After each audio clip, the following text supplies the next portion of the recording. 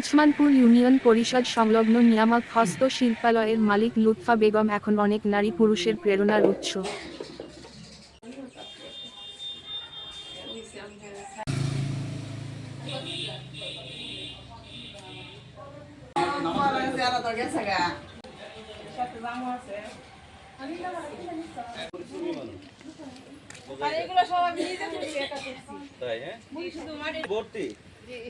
রমজানের প্রোডাক্ট 12 বয়সে বিয়ে হয়। তারপর কিছুদিন পর আমার হাজবেন্ড দ্বিতীয় বিয়ে করে। আমার যখন 22 বছর বয়স তখন আমার একটা ছেলে আছে অসুস্থ, তার নিয়ে আমি টুকটাক কাজ শিক্ষা ওরে নিয়ে চলি আস্তে আস্তে। তারপর যুবনন থেকে 3 মাসের ট্রেনিং নিছি এই পোশাকের উপর, এরপরে তারপর নকশিকাঁথা, তারপর ওই যে এই কৃষি, গবাদি পশু, হাঁস মুরগি, এগুলা 6টার উপর ট্রেডিং করছি করে। আমি দেশি মুরগ ফার্মও দিছিলাম, পোশাকেরও পাশাপাশি পোশাকের কাজ করি, নকশিকাঁথা, কুশির কাজ, ব্লক বাটিক, এগুলা করে আমি আলহামদুলিল্লাহ ভালো আছি। আমার ছেলেকে নিয়ে আমিও অন্য মেয়েরা এখন 30 জন বেশ করে যুব অধিদপ্তর থেকেও ট্রেডিং করাই। আমি আমার নিজেরও ট্রেডিং সেন্টার আছে, আমার নিজের বাসায় আমি ইনকাম করে জায়গা কিনছি অল্প একটু, এই জায়গাতে একটু বাড়ি করছি। এখানে আমার ট্রেডিং সেন্টার আছে, দোকান আছে, এখানে আমি কাজ করি। আমার মতো যারা অসহায় মেয়েরা আছে, নারীরা আছে, নারী নির্যাতিত, তারা যাতে এইভাবে ঘরে বসে না থেকে কাজ করে নিজের পায়ে দাঁড়াবার চেষ্টা করে। আমরা অনেক অবহেলিত, যখন ইনকাম করি এখন আলহামদুলিল্লাহ ভালো আছি ছেলেকে নিয়ে। আমি আমার 3 ছেলে মেয়ে, 2 মেয়ে 1 ছেলে। আমার হাজব্যান্ড আগে একটা মোটামুটি সংসার চালাতে পারতো না ছেলে মেয়ে নিয়ে। এখন কিছুদিন 3 বছর হয়েছে সৌদি আরব গেছে, রেমিশন করে দিচ্ছি।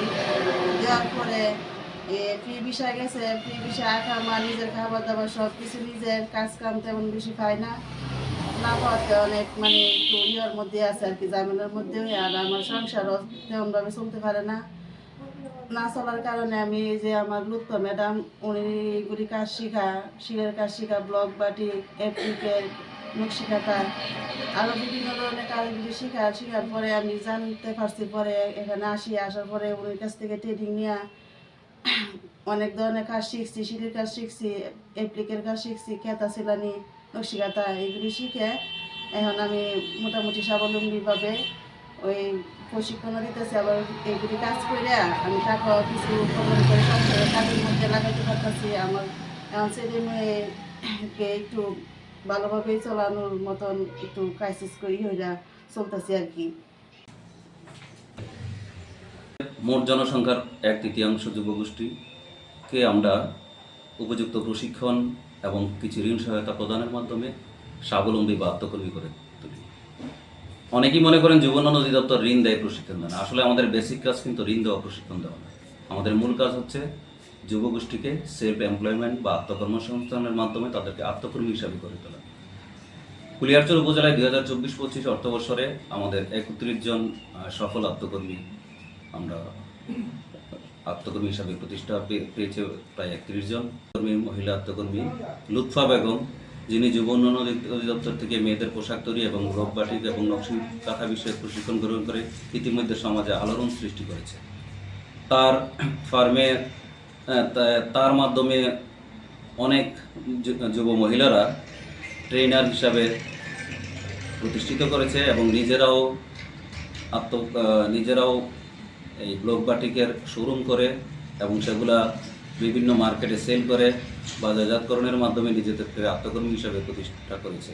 লুৎফা বেগম একজন স্বামী পরিত্যক্তা মহিলা। প্রায় 12 বছর পূর্বে তার বিয়ে হয়েছিল, কিন্তু বনিবনা না হওয়ার কারণে তার স্বামীর সাথে বিচ্ছিন্ন হয়ে যায়। তার একটা ডিসেবল ছেলেও আছে।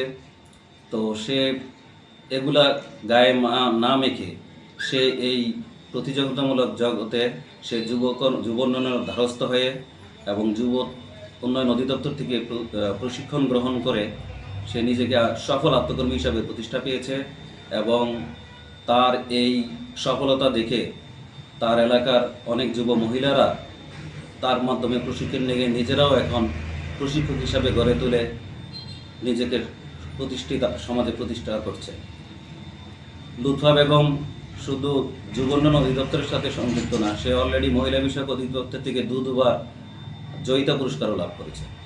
তো আমরা সমাজের অনগ্রসর জনগোষ্ঠী সে যুব হোক, যুব মহিলা হোক, যারাই স্বাবলম্বী হতে চান, নিজ পায়ে দাঁড়াতে চান, আমরা বলবো সরকারের আশায় না থেকে, সরকারের ধারস্থ না থেকে আমরা আত্মকর্মমূলক কাজে বিবৃত থেকে নিজের উন্নয়ন ঘটাই, পরিবারের উন্নয়ন ঘটাই, সমাজের উন্নয়ন ঘটাই, তাহলেই দেশ ও জাতির উন্নয়ন হবে।